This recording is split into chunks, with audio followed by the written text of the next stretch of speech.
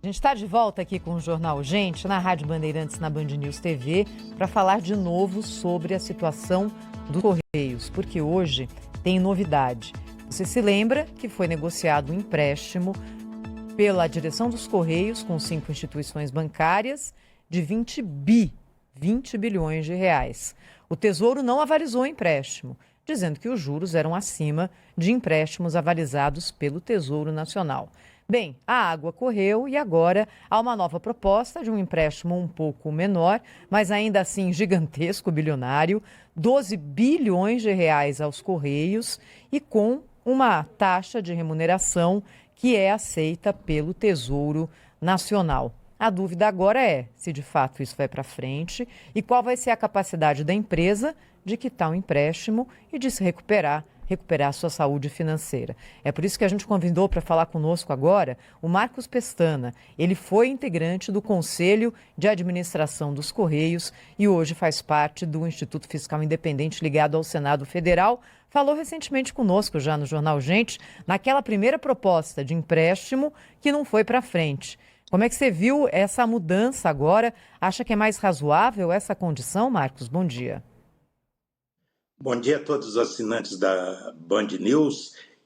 O que há de novidade da última entrevista para agora é a mudança dos termos do empréstimo que seria para reestruturação e saneamento dos Correios. Ao invés de 20 bilhões, seriam 12, ao invés de 135% da CDI, seria 120%, e aí o Tesouro supostamente estaria disposto a avalizar e dar garantias, a sua garantia a esse empréstimo. Mas do ponto de vista estrutural, nada mudou. O dilema, o próprio ministro Fernando Haddad, da Fazenda, deu uma entrevista na última semana dizendo que o Correio teria que se reinventar, procurar novos produtos.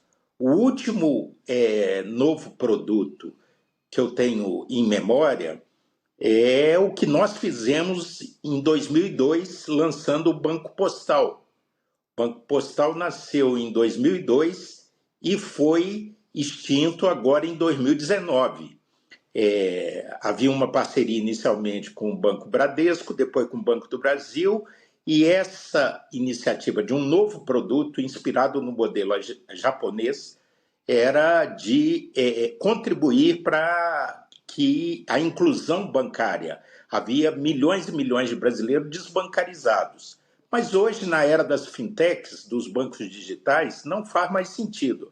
Então, há uma angústia muito grande. Eu tive recentemente numa agência do Correio, eu vi a tensão e a angústia dos trabalhadores dos Correios sobre até se vai ser pago ou não o 13º, e aí estava observando lá na agência quais são os novos produtos. Aí tinha venda de seguro. Será que será mais eficaz que a seguradora e o sistema financeiro vendendo seguros? Aí tinha internet. Será que o Correio vai ser mais eficiente que as operadoras de telecomunicação? Eu não consigo enxergar muito como redefinir que, na verdade, o Correio é vítima de um processo natural no capitalismo, que é de obsolescência tecnológica. Não tem mais telegrama, não tem mais carta, e o mercado de encomendas é concorrencial, tem muitos players privados atuando nesse mercado. Doutor Marcos Pestana, muito bem-vindo aqui ao nosso programa, muito bom dia. Eu sei que o senhor, como brasileiro, como inclusive ex-integrante do Conselho de Administração dos Correios, todos temos ali muita pena dessa situação toda, né? Os Correios já foram a instituição mais admirada pelos brasileiros e hoje se encontra nessa situação. Mas não é justo para os brasileiros a gente continuar sustentando essa questão, né? São até agora 23 bilhões de reais de buraco, de rombo, só no governo Lula. E não há perspectiva de que isso venha a melhorar, e mais agora tomando ali 12 bilhões de empréstimo para que nós paguemos. Afinal de contas, os Correios não têm a menor condição nem de se manter em pé, muito menos de pagar um imposto, uma operação bancária como é, uma operação de empréstimo como essa. Com toda a dor que isso pode significar, o senhor não consideraria mais barato simplesmente passar a chave e, olha, vamos, ok, uma linda história, bye bye, retrato na parede e simplesmente acabar com a estatal? Prazer te rever, Cláudio. Tivemos juntos no seu programa outro dia, fazendo a gravação, e prazer te rever. Olha, só faz sentido uma operação de financiamento caríssima, com juros muito altos, ainda que tenham sido rebaixados, se o futuro gerar soluções para os problemas presentes e passados. Se o futuro mantiver a dinâmica de prejuízos acumulados, se a empresa continuar no vermelho por total inviabilidade do seu modelo de negócio, por incapacidade de competir, porque é natural, a empresa estatal tem uma série de amarras legais, licitação, concurso público, que as empresas privadas não têm. Então, elas têm muito mais agilidade para se adaptar no jogo de mercado. É insustentável. Agora, como se reinventar, como lançar novos produtos, como apontou o ministro Fernando Haddad? É uma interrogação no ar. O Correio, como você bem frisou, faz parte do patrimônio afetivo até do povo brasileiro. O carteiro, com o seu uniforme azul e amarelo, nos bairros do Brasil inteiro, ele é querido. Apesar de tudo que aconteceu com os Correios, muitas distorções quebraram com malversação e má gestão o Postales, tivemos vários problemas de administração ao longo do tempo, mas o Correio faz parte do universo da vida dos brasileiros.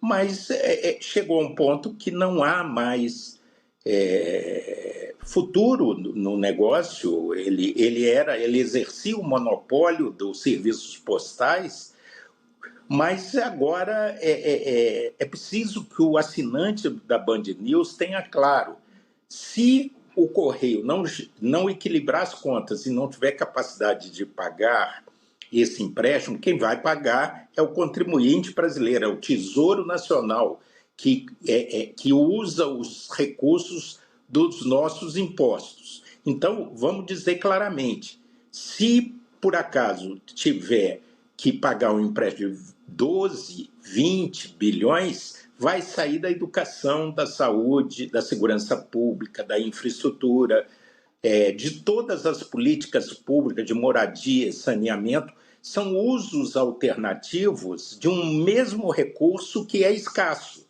Então, não há mágica.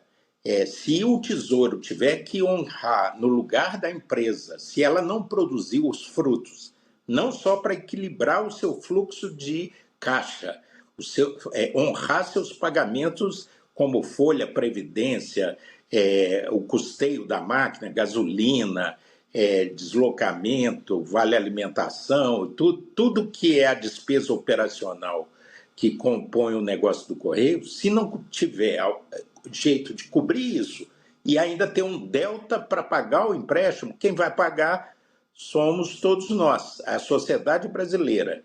E aí é preciso ter claro que essa opção são alternativas, são escolhas.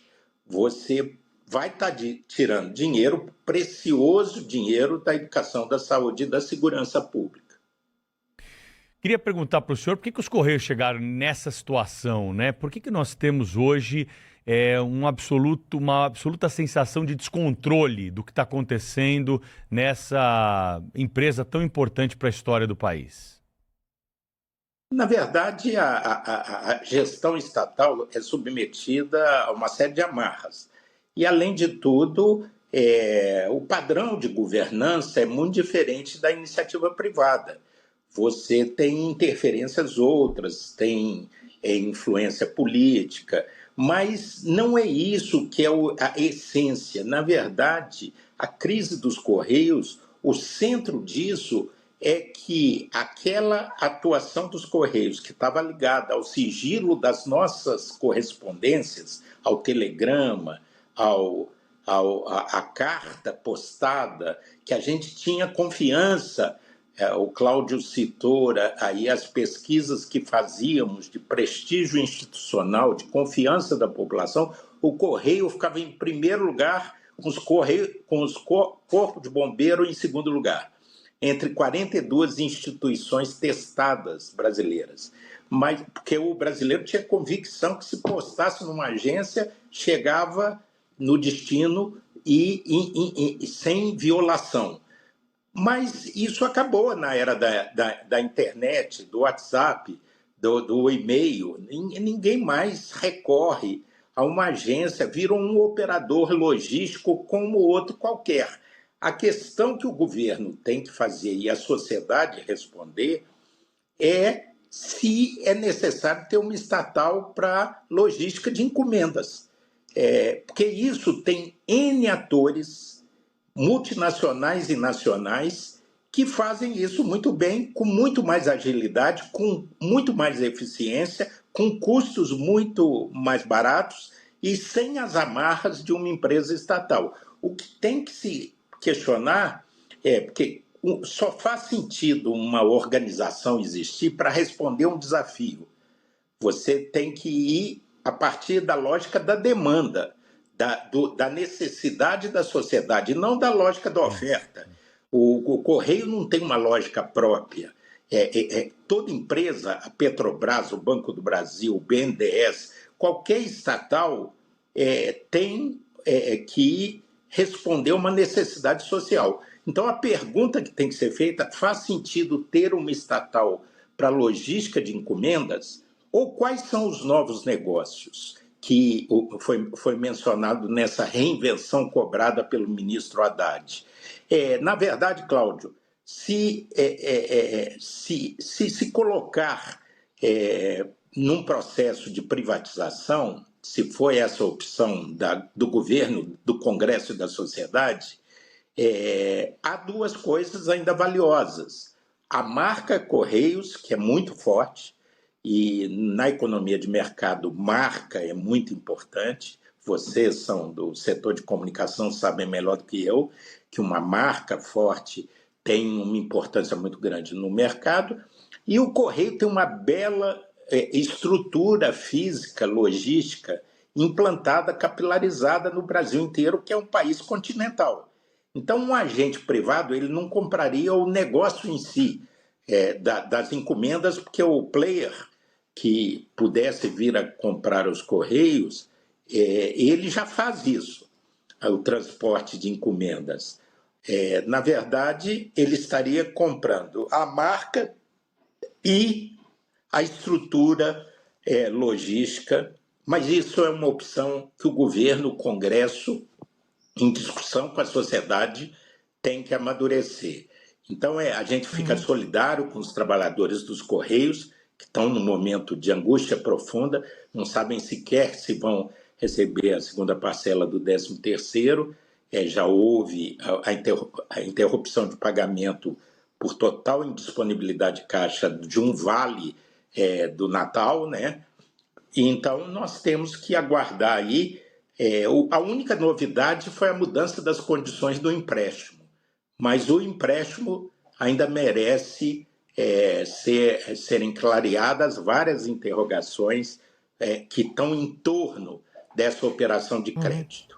A gente está conversando com o Marcos Pestana, que foi integrante do Conselho de Administração dos Correios. Estamos ao vivo na Rádio Bandeirantes e na Band News TV. Marcos, para a gente terminar, é claro que existe essa sensação de dor, né? Com uma empresa tão querida chegando aqui à beira do precipício. Você falou muito sobre os funcionários dos Correios também, que é aquele personagem querido também, que passa na nossa casa, deixa a carta. Mas tem uma questão aí. Na semana passada, o Cláudio Humberto trouxe a informação de que quase 70% dos funcionários, do corpo de funcionários dos Correios, tem algum tipo de ação trabalhista contra a empresa em que eles trabalham. Por que você acha que a situação chegou a esse ponto? E na possibilidade de uma privatização, como é que isso pesa dentro do negócio? As estatais, em geral, têm o que a gente chama de rigidez sindical, sindicatos muito fortes, presentes, e isso é um traço histórico, um sindicalismo muito ativo e, em muitos momentos, radical, e o nível de litigância, de judicialização é imenso, muito acima, completamente fora da curva da iniciativa privada. Então, isso é um agravante, porque se formam novos passivos. Se a situação corrente, se o dia a dia gera prejuízos, já deixa a empresa no vermelho, se ela vai empilhando passivos de longo prazo, por exemplo, passivos trabalhistas, a situação vai ficando cada vez mais difícil. Então, na equação de uma possível venda, uma possível privatização, que já deixou, o atual governo já deixou claro que a privatização não está na mesa, não é uma possibilidade de discussão. Eu estou levantando essa hipótese em abstrato.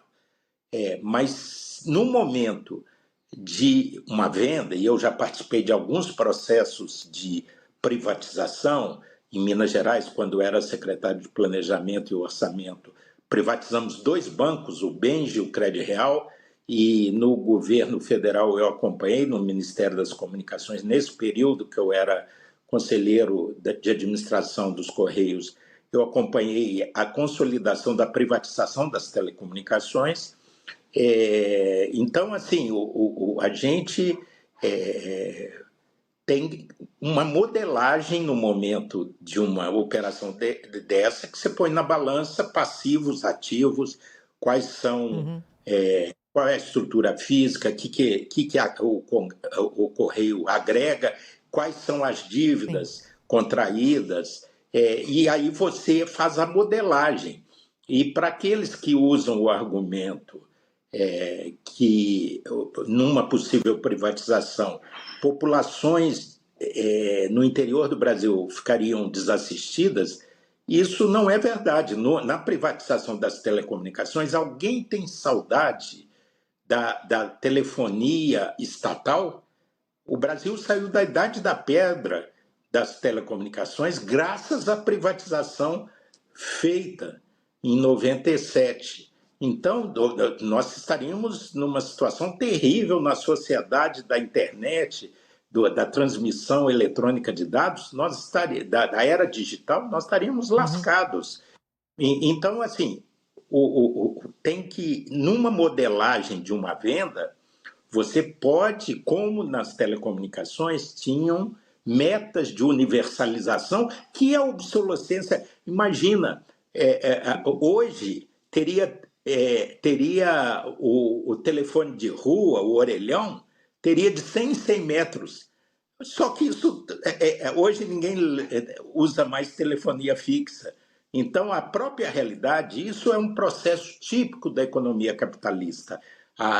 Um economista austríaco, Schumpeter, chamava isso de destruição criativa. Você dinamita antigos negócios e cria novos negócios. A meta contratual das telefônicas de botar a longo prazo, que já teria vencido o prazo, um orelhão de 100 em 100 metros, não precisou nem ser cobrado, porque ficou obsoleto. Ninguém quer orelhão de 100 em 100 metros, porque não precisa disso, porque tem o seu celular, seu smartphone. Então é isso, tem que ter... não pode ter rigidez ideológica, ortodoxia ideológica, tem que pensar soluções, e eu não acredito, não consigo visualizar. A empresa tem perdido o mercado na disputa por esse mercado de encomendas, de logística. O Correio vem ano a ano perdendo percentual de presença no mercado. E isso não tem nada que indique que vai se alterar. E também não vejo novos negócios. O último foi o Banco Postal, Não vejo. Ainda fiquei curioso na agência, vendo o que eles estavam vendendo. Aí tinha um cartaz de seguros, seguro de carro residencial, seguro de vida. Tinha um cartaz propondo internet, mas outros players fazem isso muito melhor. Então, o governo tem que perguntar à sociedade, dialogar com a sociedade, e governo aí numa acepção ampla, o executivo e legislativo tem que perguntar, dialogar com a sociedade, perguntar à sociedade: precisamos de uma estatal que faça transporte e logística de encomendas? Vamos pagar esse custo? Então, essas são questões que, com o espírito aberto e muito respeito aos trabalhadores dos Correios, que nós temos o maior carinho, isso tem que ser respondido, porque, como eu disse, não há 2, 3 recursos, é um recurso só. E se o Tesouro tiver de bancar, vai sair da educação, da saúde e da segurança pública. Marcos Pestana, ex-integrante do Conselho dos Correios, obrigado pela entrevista, Marcos. Até uma próxima oportunidade. Obrigado, um grande abraço para todos vocês. Muito